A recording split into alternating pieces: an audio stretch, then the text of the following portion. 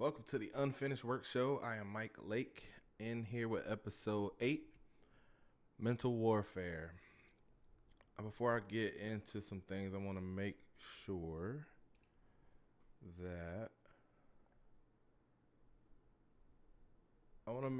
the stream is rolling, so I want to throw it up on the screen over here.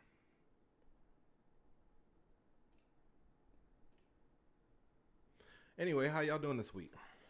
If you're watching on playback, thank you for joining. If you're watching live, appreciate you being here. In fact, I actually see that I don't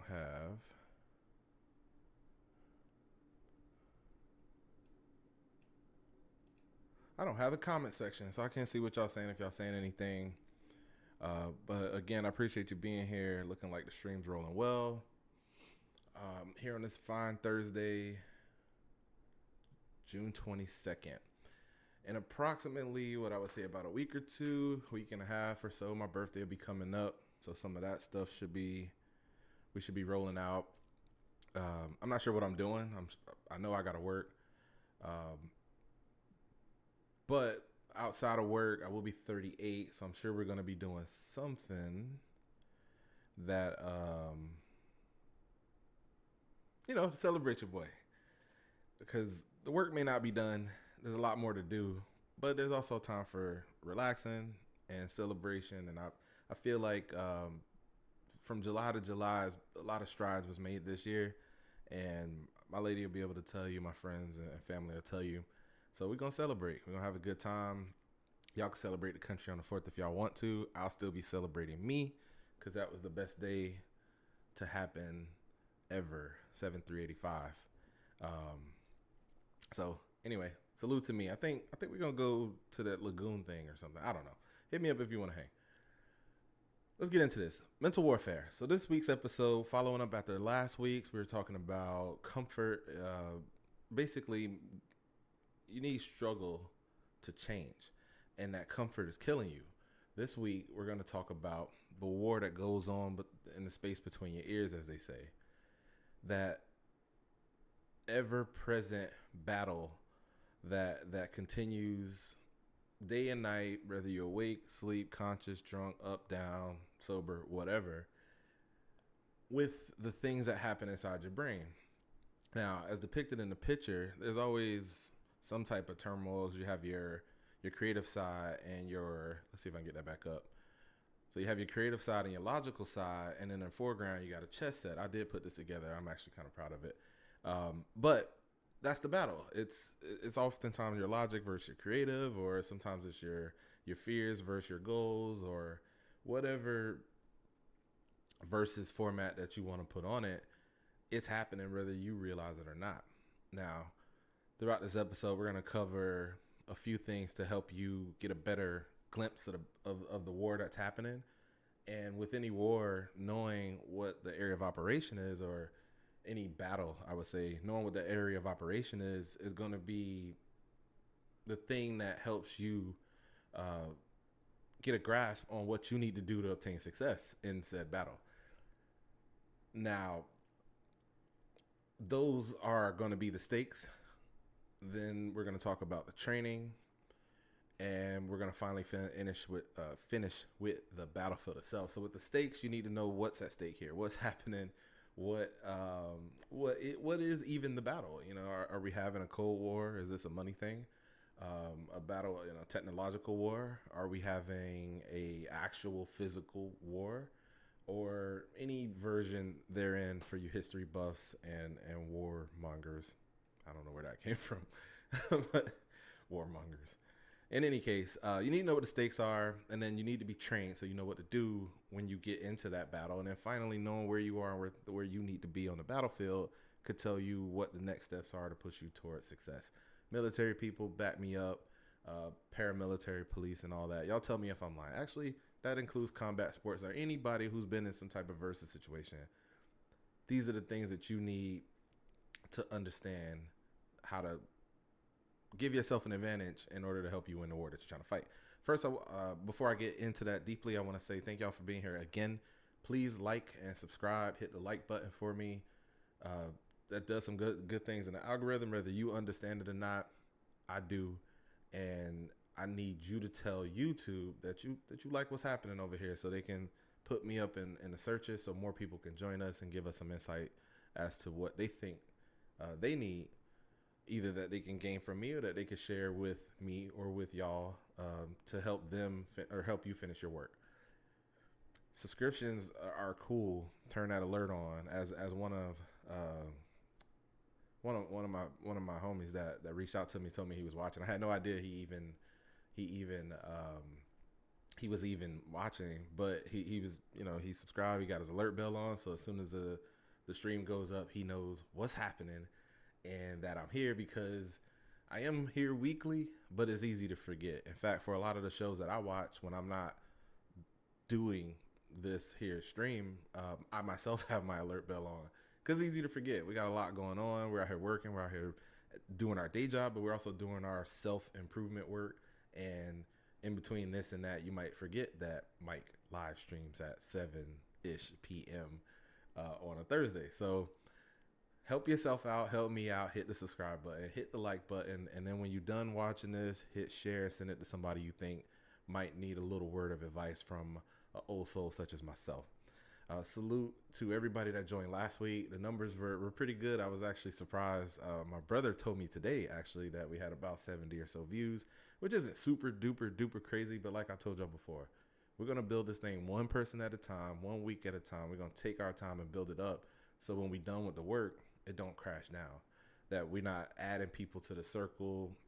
I don't want to go too viral and get a bunch of nonsense in your circle and a bunch of distractions and people that really ain't trying to build and just want to tear things down. So one by one, week by week, we're going to do this. And thank y'all for watching last week. This week was an interesting one. I felt, I wouldn't sad or anything, but I definitely felt the drain on my energy. I'm still pushing on 75 hard, and I hit 30. I think today's day 31, which I'm really proud of. I think that's a milestone. That's dope. To be 30 days in, no drinking, no cheat meals, specific diet, 2 workouts, 1 outside, and a gallon of water and 10 pages read. I actually finished a pretty good book. He saw that it was good. It's about being creative as a Christian, and how our creativity can help us reach the world. So dope book. I'll give y'all more on that later. And but yeah, like I was saying this week, so I felt the energy drain. I'm getting pulled in a bunch of different directions, and specifically this week, work was working. Work was doing this thing, man. It was. Yeah, I was out in Fort Myers at least 2-3 times already this week. I was in Lakeland. I'm going over here, going over there.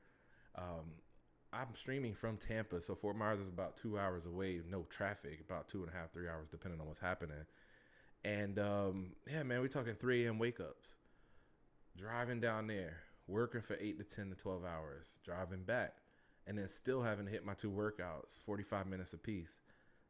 Like finding time to eat somewhere in between all that, finding time to spend with my lady somewhere in between all that, finding time to shower and all of that crazy stuff, and prep the meals and the clothes and the workout gear and all that stuff to do it all again the next day. And this week has just been particularly draining, but that's okay. In the midst of this process of self-improvement and rebuilding who I am mentally and physically, I know that there are going to be moments where I'm down. Excuse me. But I was just down in energy. I wasn't down in spirits. I was still pushing through, had a couple good workouts, actually added to my, I've been running, and my run times have been, I'm not going to say trash, they've been less than stellar, but I actually added distance. So I went from 2 miles to 2.5 this week, and the splits is getting a little better. I am still walking, but I could see that even that time is getting less and less, which the goal here is just to knock out the challenge, but also to improve and create a habit that I could sustain. And I think as much as I hate running,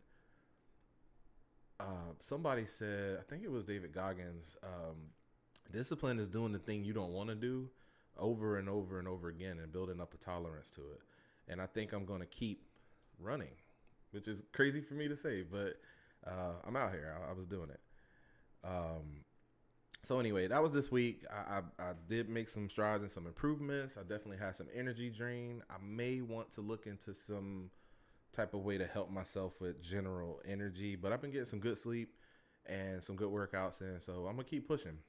I'm gonna keep going all the way um, until I'm gonna just keep going. It's a new habit. It's been 30 days. I think they said after 21 days, you do something 21 days straight, that becomes a part of your process. And I'm at 30, and I don't feel the struggle anymore like I did in the first days. But um, honestly, most times I feel good once I actually get going and get the workout going. But keep it in mind, as a few of you have hit me up and we've discussed on the side about 75 hard. If you're doing it, just keep that in mind. That one part of that battle is every day is every day. There's no off days.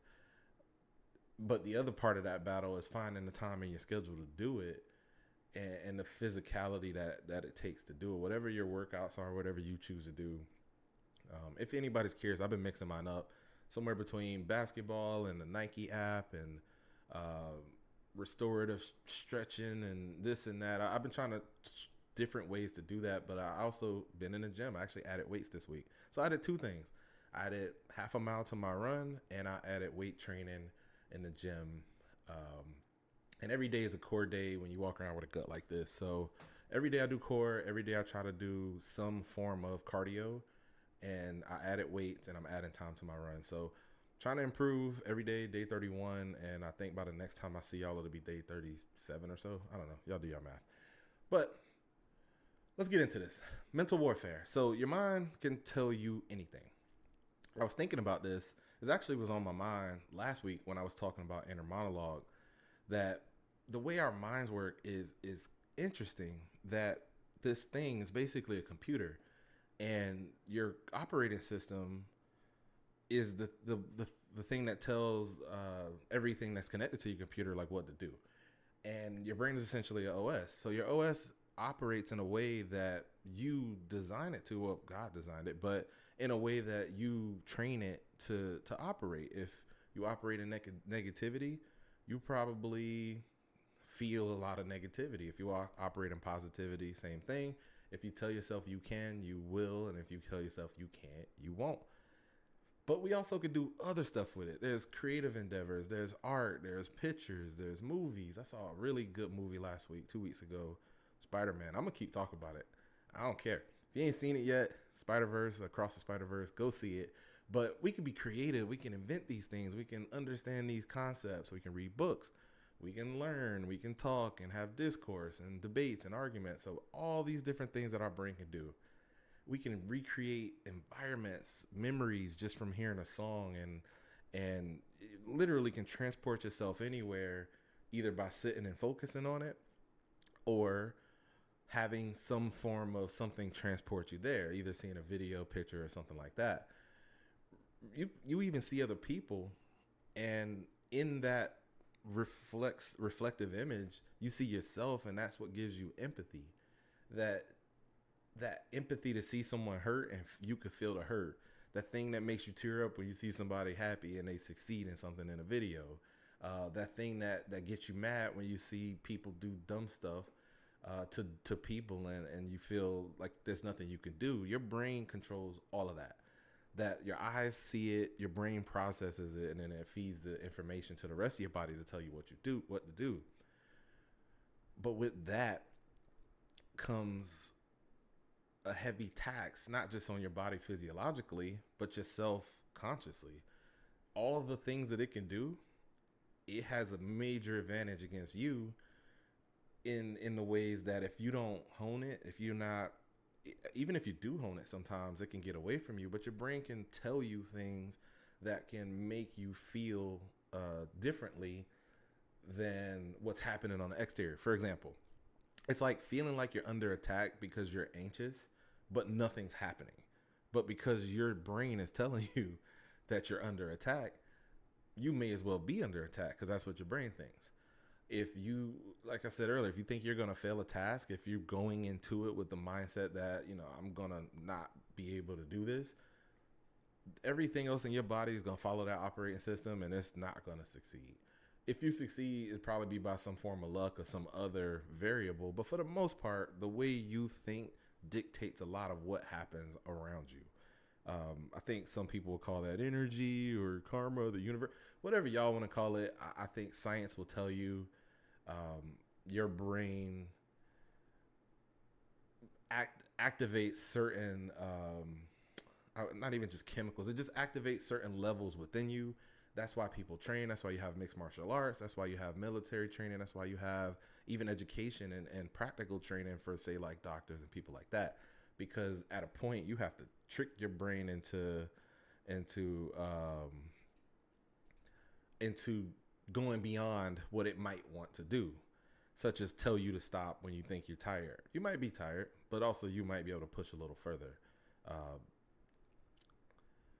So that's that. With that said, we're going to get into the stakes. Now, during this conversation, or during the research for this particular episode, I actually was thinking about Creed 2. Actually, all the Creeds deal with this idea that there's a battle. In the first movie, they were talking, Rocky was talking to Adonis about the battle is truly just him versus him. A lot of his training in that early montage was him in a mirror, getting his weave on. He's staring himself down because he's facing himself, and Rocky's trying to get him to mentally picture the battle with himself to help him push past and overcome, which if you saw the first movie, he was able to do that in various ways, not without mad training and other stuff. But what do all the training in the world mean if you lose it up here, if you get flustered, if you get off your game, if you come up with a whole game plan and then you get in the ring and lose track of what's happening, you could be the buffest, craziest, most best boxer of all time and lose it up here and lose it. So the Creed series actually is really good about this very thing, about the battle within the mind. But specifically in Creed 2, during this particular montage, if you see the picture here, you see a tire. So during the training montage, so Creed 1, he had to fight boxers in the ring, and who was it? Pretty Ricky Conlon or whatever. British dude was a monster. They had a good fight at the end. This movie was different. He had to face a beast in Drago. If you know anything about the Creed movies, Drago was the Russian dude that was boxing his dad, that killed him or whatever. I don't mean to say that dismissively. That's the Rocky movies. You had to see it. But in the Creed movies, he's fighting Creed Jr. And Creed Jr. is brolic, super brolic dude. Hit him with this crazy punch that got him disqualified. Broke Adonis up. But I fast forward and I digress. I get to the point. This montage scene, they had to fight in a tire. So what the point is, in your brain, when you wake up with it every single day, as soon as you wake up, actually your brain's working while you sleep, but when you wake up, your brain's feeding you information. It's telling you, are you tired? You don't want to get up. You don't want to get to your day. You can't create space. And in a fight, the goal would be, and I stretch my arms out on purpose, as Ali would often do, that's a size up to create distance, because you want to be within striking distance. And don't get me wrong, I'm not a boxer, but I've been known to throw a punch or two. But you want to create distance, and you want to be within striking distance, but not be in the opponent's striking distance. And that's what all the weaving is about, because sometimes you just can't avoid that. But creating space is something you just can't do from your brain. And this particular scene with Creed, they were training him, and he had to fight a more close, less technical boxing match against a bigger opponent. So they trained him by putting a tire in the middle of that ring. And they had old boy right here. And they didn't say this, but they were alluding to the fact that these might be like prison style boxers or something, real dirty, unsanctioned backyard boxing type dudes. And he was training with these dudes to fight the other fight with the big guy. So he basically, both boxers put their feet in the tire. Now you can't do what you used to doing as a boxer and create space, because you standing in a tire and it's just punch for punch. Y'all going back and forth. And really it comes down to mental warfare. Can I withstand the punches that I'm giving while I'm also or receiving while I'm also giving it back to my opponent? And essentially, they showed the first couple times he didn't do so well. Old boy over here in the gray shorts was working him. But by the end of the montage, he was able to do whatever he needed to do. It's a Rocky movie, same trajectory. But I make the point that you can't create space from your brain, and you have to remember that every fight or war or battle, or every time you push against what it wants to do, what your brain just wants to be comfortable and relaxed and safe. When your brain tells you to not do X and your goals include X, say for instance running 2.5 miles when you don't feel like it, you can't create space. So you got to fight that battle in the tires, and you got to throw blows and you got to receive blows. And it may not be as dramatic as a Rocky movie, but it's your brain, and it's with you every day, and there's nothing you can do about it. I wouldn't say nothing. There's nothing you can do to create space, was my point. That in this arena, in this battle with your brain, you versus you versus yourself, you versus your self-doubt, at some point while you standing in a tire, you will get punched in the mouth. And if you've never been punched in the mouth before, first of all, wouldn't recommend it unless you doing something like fighting. But if you have been punched in the mouth before, you understand that it hurts. It rocks you, especially if they get you square, get a little sinus up in there, water the eyes a little bit. You might get punched in the mouth, and sometimes life does that to you. Everything's okay, your brain's good, you're in a good headspace, and then life throws you that curveball. You get fired, you catch a girl cheating, or you find out that this information from your past, or somebody's doing some dirt behind your back or something, or even more tangible ways, like something happens to your house, a tree falls through the left half of your house, or a hurricane's coming. Life's going to punch you in your mouth. You already standing in a tire with your brain, and when life throws that punch, ain't no weaving. How are you going to respond to that contact? A lot of people don't respond well. I've seen it happen time and again. People get thrown for a loop, and it just knocks them out, knocks them down. I beleaguer the boxing point, but you understand what I'm saying, that at some point within your headspace, you're going to receive something you can't necessarily deal with. And you have to come up with a way to anticipate it, deal with it when it happens, and try to stay in the fight. Because if you let your mind get the better of you and it starts to control you, which this, again, is a crazy metaphor because it's your brain.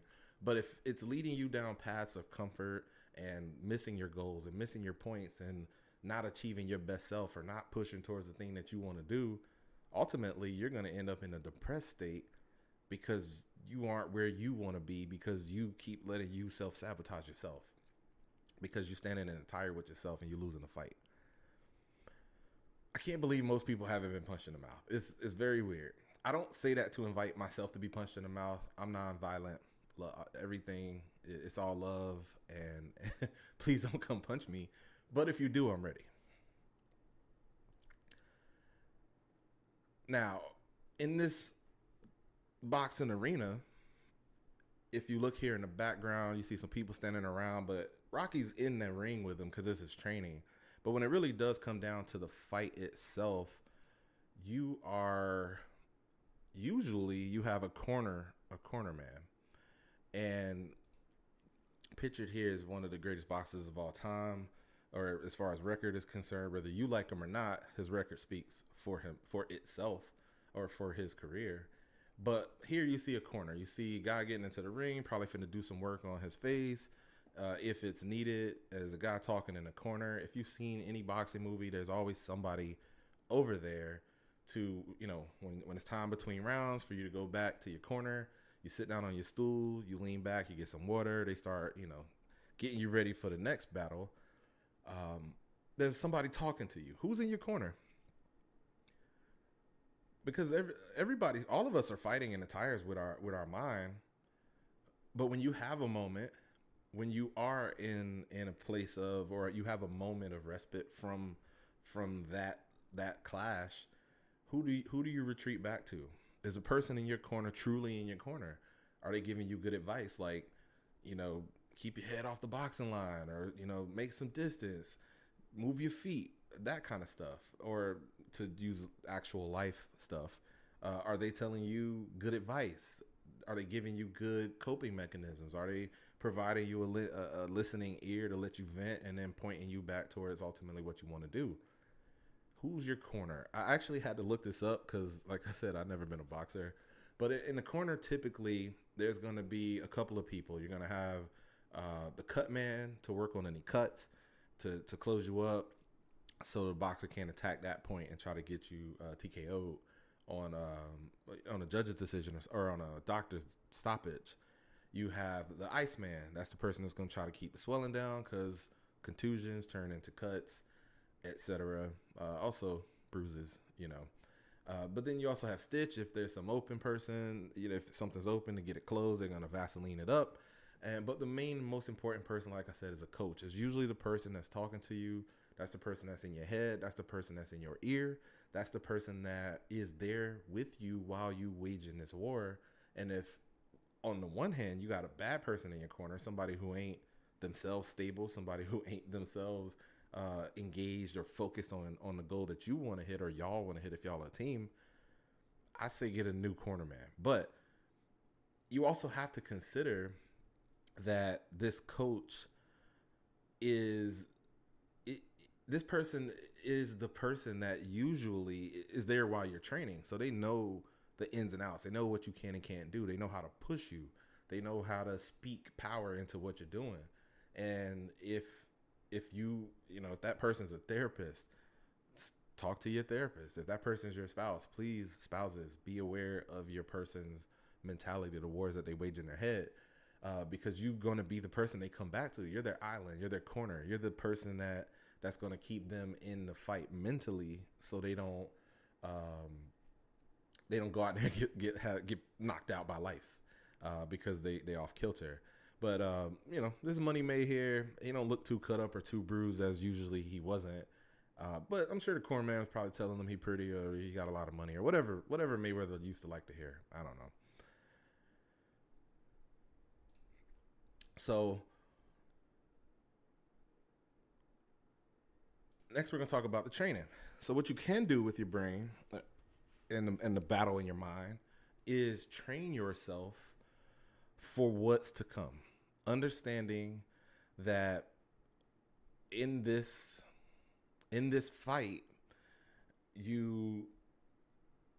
there's always more to come, and life and experience will teach you that. Sometimes you can watch it and see it through others around you, such as family members and friends and family and shared stories or movies or whatever you want to gain experience from. But the main point is to essentially train your brain to recognize certain states aren't real if you're anxious, to deal with stress, to understand wins and losses and learn taking lessons from the losses and maintaining balance in the wins so you don't get too far off kilter. But on the other side, I think most people, if they really thought about it for a little bit, most people have been hacked. And I referred to an operating system earlier.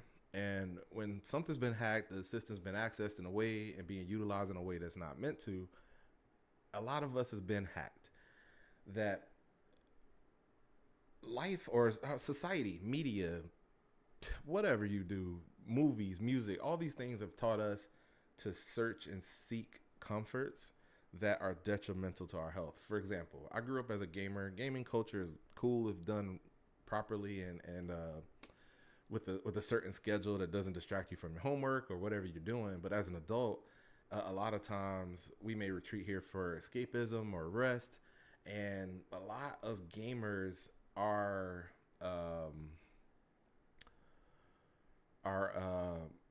it affects their physicality. It affects their ability to interact socially. It affects their abilities to be out in the world and work outside of their house and pursue certain goals. And there's tons of stories of people spending way too much money on games. There's tons of stories of people messing up relationships over games. And I'm not beating down on games. I love games. But this idea that even streaming culture, that you can binge a 10-hour TV show in a day, is nuts. It's nuts that we all subscribe to all these different streaming services and we spend all this time in front of our televisions, in front of our computer screens, in front of our phones, on social media, scrolling. I saw someone was talking about how I think I went to this. I think it was a seminar or something. We're talking about how social media it's a drug essentially, and I know I sound like a millennial right now, but it's a drug in the sense that it triggers little tiny drips of dopamine. And if you know anything about dopamine, it's basically the feel good chemical that your body secretes naturally, but also um, it can be what's the word I want to use? It basically you can do it on purpose. Like you can trigger dopamine hits. Sometimes people do it through workouts or sex or food or in this case it's social media that you see something you like, your brain realizes you like it, drop a little dopamine, a little hit. You keep scrolling, you see something you like, little hit. You see something funny, little hit. You see something that's interesting, a little cute cat video or whatever you like, another dopamine hit. Throughout the entirety of your scroll, you're getting these little hits, little hit, little hit, which may not seem like anything crazy. It's just dopamine. Your body's doing it. It's natural. But what if it was a drug? What if every time you saw something you liked, you took a hit of crack? Crack is wild. Let's say hit coke or some type of pill. By no means am I saying do drugs. I'm saying if I was telling you that I was doing that, the majority of you would look at me like I was nuts. Like, bro, first of all, you're going to overdose. Second of all, calm down. Like, a hit after hit after hit after hit after hit, but we're sitting here on social media just doing it to ourselves. Just scrolling, seeking, searching, distracting, just looking and searching, that we've been hacked. We've been made to believe that this is normal, and it's not. We've been made to believe that this is comfort, and while it can be comforting, anything overdone is overdone. But we've been hacked. And that brings me to one of my favorite shows. They actually just dropped a new season, and that's Black Mirror. In the episode Men Against Fire, it was an episode about these soldiers, and it showed it from the perspective of the soldiers. They had these chips in their head. They were just like regular people, but they had these chips in their head to basically give them like a heads up display and all these cool little things that we got in video games to make it real, to aid them on the battlefield enhancements. And in this particular episode, you go along with the soldiers. They're having their conversations. They go to their battles. They win handedly. They go back and they just show these soldiers going through the process and us along with them as a viewer, right? Now, here's where the hack comes in at. One of the soldiers' chips started to malfunction. And that chip, it like not just outright malfunction, it was like glitchy, and that was the soldier we were following, so it was like glitchy, and occasionally we would see what they was making us see, which was some alien like creature type figure that they thought they were just killing, and then when it glitched you realize these are people. So I got a picture of the creature here. So this is what they were made to see. The soldiers was going out, and just like in any sci-fi, humans versus the aliens, we don't know why they're there. There's no backstory, exposition. There's nothing. You just get along with the soldiers, and they doing work. But it's kind of odd because they keep winning these battles just so easily. No fighting back, no damage, no losses, no nothing. And it feels weird until we see this glitch, and I don't have a picture of it, but just picture a person. Like when this glitch, you don't see all the teeth and none of that. It's just like a woman.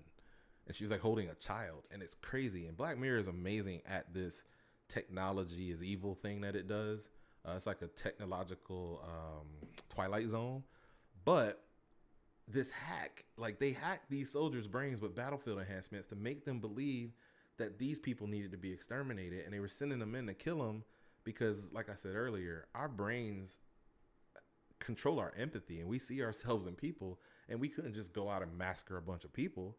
So whatever government, I think it was the UK, so I think they were British soldiers, hacked their brains and made them believe that these people were non-humans and that they were going out and they were killing these people.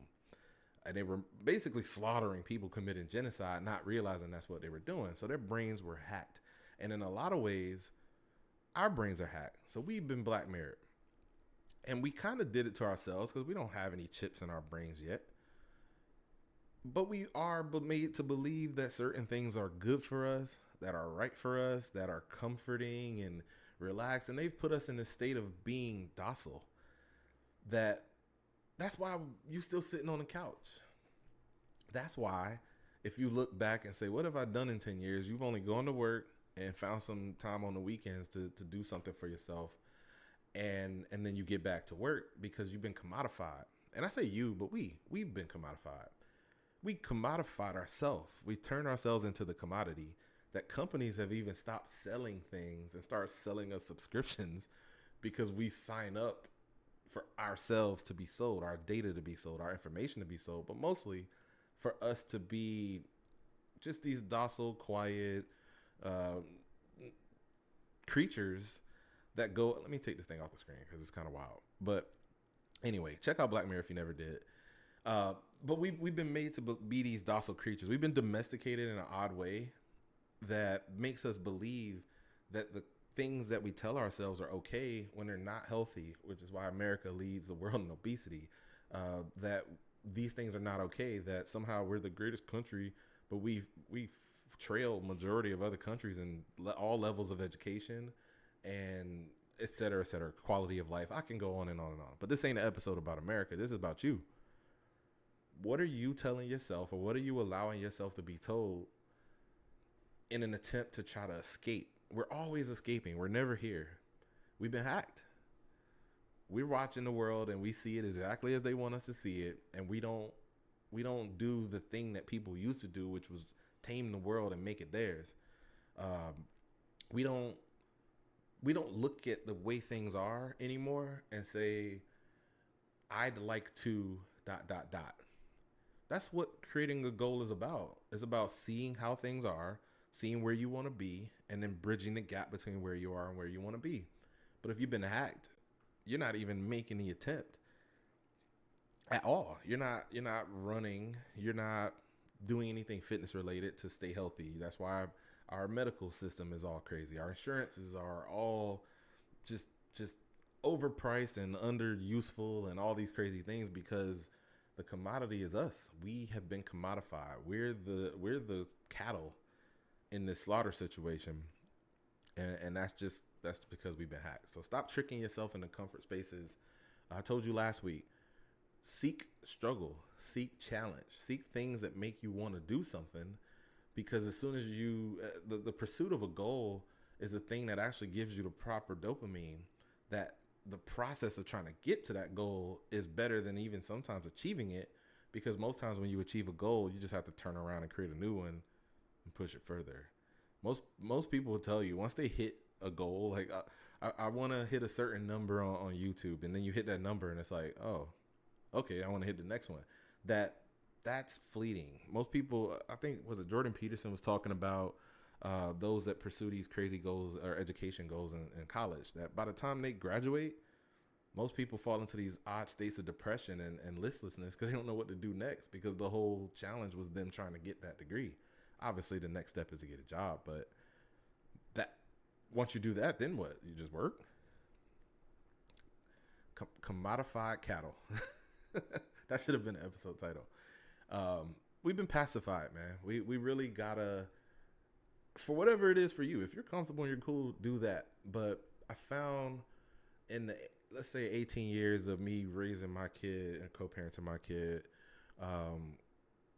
I was more focused on that, but now he's 18 and I got time, and I'm sitting around looking going, I want to make this thing better for me, for my spouse. I want to make this thing better for those around me. That's why I'm doing this podcast, because I want somebody out there somewhere to hear this and go, hey, you know what? He's right. I missed it, but I hear you and I'm ready to do it. And I'm looking for people who want to work. That's how you build a network, and we can work together to complete different goals, same goals, or whatever. Like I said, some people have hit me up to do 75 hard. That's just a normal fitness goal to be healthier. But what if I think Pastor Darrell at my church just talked about this, that he had everybody raise their hand. He talked about people who haven't done the thing that they feel like they've been called to do, to write that book, to do that thing, to do whatever it is you do. And mostly everybody in church will raise their hand at some point. What if everybody who watches this stream shared their goal, and if our goals align, we work together to push towards making something better for somebody else? If that's mentorship for people who need it, then let's do that. If that's some type of service project, then let's do that. If this even just a networking event or some type of what they used to call them, salons, where we could sit down and chop it up and build on ideas. So I'm not just talking out into the space. Let's do it. Hit me up. Let's. I like to talk, clearly, but let's do it, because you're working on something that I might need help with, and you might have a skill that I need, and I definitely may have a skill that you need, and we can cross share. I actually had that experience with my homie Bear, that we were just chatting at a lunch after we met in church, and 2 hours talking, we started realizing like, oh wow, like a lot of our prospective goals line up, and we can help each other with something that the other was missing. Like I wanted to get into film, and he wanted to get into writing. Little stuff like that. I ain't talk about nothing big and changing the world and, Nobel Peace Prize or anything like that. But we might be able to do that. We're not going to do it from our couch. Plus, y'all don't even be online anyway, on the Xbox anyway. So I have another homie of mine, Don. He actually talks about this frequently. One of his mantras recently has been 1% better every day. And I like that mantra, and I wanted to share it with y'all. The goal basically would be to improve in some way, on some level, at least 1% every day. I like the achievability of 1%, because it's not some big, huge thing. You don't have to like crack the code today, but you can push 1% towards it until you get to where you want to be. Say, for instance, I don't want to do this, but say, for instance, if I want to run a marathon, I'm not going to just jump up off the couch, all overweight and whatnot, ain't stretched or nothing, throwing some shoes and run out the door. I'm going to run a little bit. I'm going to run, then walk. I'm going to hit a treadmill or an elliptical. I'm going to add time or try to lower my times in the splits, in the mile splits, and I'm going to try to increase the distances. And eventually, as I train and go forward, who knows, by this time next year, if I keep adding a quarter mile or half a mile a week, I might be at marathon distance, and then I can run the marathon. As long as I keep improving, I should be able to continue to push forward. And that's what 1% better every day is. So salute to him. Another thing that I do in this process of training, one is being aware of how I've been hacked. Two is trying to push and improve every day, 1% better every day. But I do simple stuff, the basics, the things that make me feel good. And one thing that I put into my process was prayer. And whether you a believer or not, if you are, you might want to try this. It's actually majorly helpful in centering myself, sharing gratitude and being thankful, and then asking for what I need. It also, in a very tangible way, while I'm building that relationship with God, I also very tangibly am being made aware that I've said it. I put it out there now. And not just to God, it's on me to act, faith without works is dead. It's on me to actually put in the work, and I heard myself say it. So when I pray for something, I actually find that I keep that thing in front of me, and I keep pushing towards it. But what I personally do is pray every night before I fall asleep, and every morning when I wake up, or I'm doing some type of thank you list or something, just something to center myself in my faith and in my head, so I can get out and go do what I need to do. Sometimes it's tough, man. Sometimes I don't want to go to work at 3 a.m. But then I get into my thank yous and realize I'm blessed enough to have all this stuff. And the only reason that I have it, I'm going to say the only reason, one of the main reasons I have it, because I've also been blessed with a job that I need to go to, that I get my butt up and go do it. Try it. Ain't got to be nothing super, super crazy. Prayer is pretty simple. Just a quick conversation. Try it. But it's done work. It's done a lot for me. My big bro in Christ, Mr. Brian Clements, we were talking about in one of our groups, we were talking about first fruits, that before I get up and start moving around and doing anything or grumbling or groaning and brushing my teeth, I like to have that communion real quick with God and then get on to my day. But the dope thing about doing it at night too is it's the last thing that was on my mind before I go to sleep. So sometimes it's kind of a recap, a request list of protect these people, protect my son, that kind of thing. So the first and last thing I do every morning is center myself with God and get out to my day. And it's helped me a lot just in the headspace to kind of ground me in a way. in reality. Because we can get some grandiose ideas sometimes. Sometimes we get these persecution complexes and feel like the world is breaking against me and God hates me or whatever you're doing. And honestly, a list of thank yous, just thanking God for the things that you're happy to have, being grateful, really gives you perspective on it ain't all as bad as you trying to make it seem. So calm down. A couple things before I get out of here I want to talk about is I looked up a Psychology Today study on Olympians. And Olympians, gold medalists or other Olympians, people who make the team and they go out and do the thing. There's a couple things that it's a couple things that they do in their process, in their training and in their work. And I was looking at the list and I realized that the majority of it has to do with some mental aspect, which in a lot of ways you would think, you hear Olympian like, oh, they're the best they're the best runner, swimmer. What else is in the Olympics? I drew a blank right as I was about to give a list of Olympic activities. Whatever the Olympic activities are. Stupid. But the list, these are the most common factors that they found from a psychological point of view that Olympians have. And if you're looking to achieve goals, who better to strive after than an Olympian? Very basic thing that's sold to us every 4 years that we buy up. But honestly, these are some of the best, but these are the best athletes in the world. I don't know why I'm stuttering right now. But one was ability to manage nerves, sports intelligence, setting challenging and realistic goals, like 1% better every day, high standards and work ethic, hopeful and optimistic, able to block out distractions, resilience, robust confidence, and it swings back around to coachable and open to learning. If you look at each one of these, every single one in some way, shape, or form has to do with your brain doing a thing. And not one of them was superb wrestling skills or some physical attribute, because the opponents they're going up against also have those things. So the thing that separates them from the next person, the difference between gold, silver, or copper, is it copper? Bronze? Bronze. The difference between gold, silver, and bronze can be these things. Can you have a consistent, over time, set a high standard and have that work ethic? Can you maintain hopeful and optimistic mentality? If you can't block out distractions and you out here job ranting yourself and all these things, you won't be on the Olympic team to even compete for the Olympic medal, and so on and so forth. I'm not going to belabor the point. Y'all smart enough to figure it out.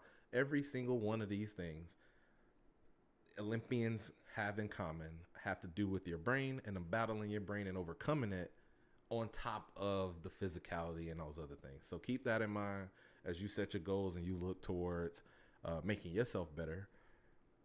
The battle is up here. You start up here, then you can do that other thing. In fact, one of the things I try to tell myself when I literally hate running. I don't think y'all understand. I hate it. I've hated it when I was young and played football and I was skinny.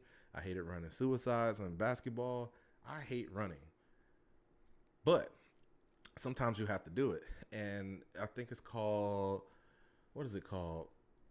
Something activation. Basically, it's the idea that even when you don't want to do something, behavioral activation. That don't sound right, but it feel good. Basically, when you don't want to do something, you have to be able to tell yourself to do it. And as you get into it and you start that process, you'll realize you're fine. You were just resisting yourself. That's part of overcoming the battle in your head. Now, the battlefield is the last point, which I just realized that this was still up. The battlefield is the last point. It's a short one. After you conquer the other two and you realize what the stakes are, you train yourself. Now you're entering into the battlefield and it's time to get to work. The battle itself, once you've been trained and you realize what's at stake, the stakes are failure. You train yourself to know how to operate in failure, to take lessons from it so you can succeed on the next attempt. But in the battlefield itself, it really is just as simple as putting in the work. And nobody put in more work than the one great Kobe Bryant. Now, he's talking about his brain. He said it can't process failure. It will not process failure, because if I sit there and I have to face myself and tell myself you're a failure, I think that's almost worse than death. I believe he's being a bit hyperbolic here. I think the point is as simple as this. No one wants to set a goal and fail. And a lot of people don't do anything. There are a lot of people who never fail because they never do anything. And if you're okay with that, you keep doing that. But at this point, you know what the stakes are. And the stakes could be as high as life and death sometimes. It could be as high as comfort or discomfort. It could be as high as having a mate or not, protecting your family, or not protecting, but supporting and providing for your family or not. That the stakes could be very high in the battle of your mind if you're not winning. The stakes matter when it comes to failure. And this is why he thinks it's worse than death, because as he starts to think about what failure looks like, it looks like not achieving a goal. And what's worse than, not worse than failure, but what's a worse failure than the one you bring on yourself because you can't win the battle in your head and you keep losing the one outside? That's all I got for y'all this week. Before I go, I want to ask everybody, again, hit the like button if you haven't already done it. If you can't find it, I will give you a YouTube course on finding the like button. But if you can't find the like button, you probably have problems finding other things, and that's something you should work on yourself. That should be one of your goals, finding the button. But I digress. This week I asked you, what did you complete last week? In the last week, what have you done? What 1% have you put together to improve from last week? Because I'm not up here just talking for myself.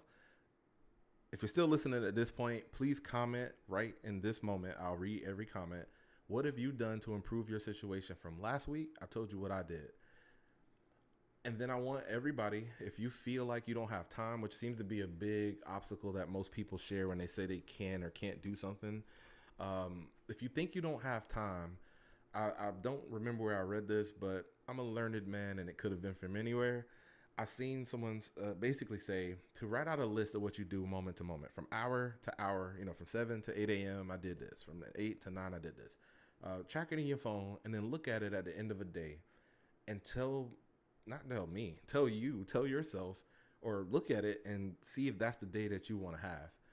Did you do all the things you want to do? And if you didn't,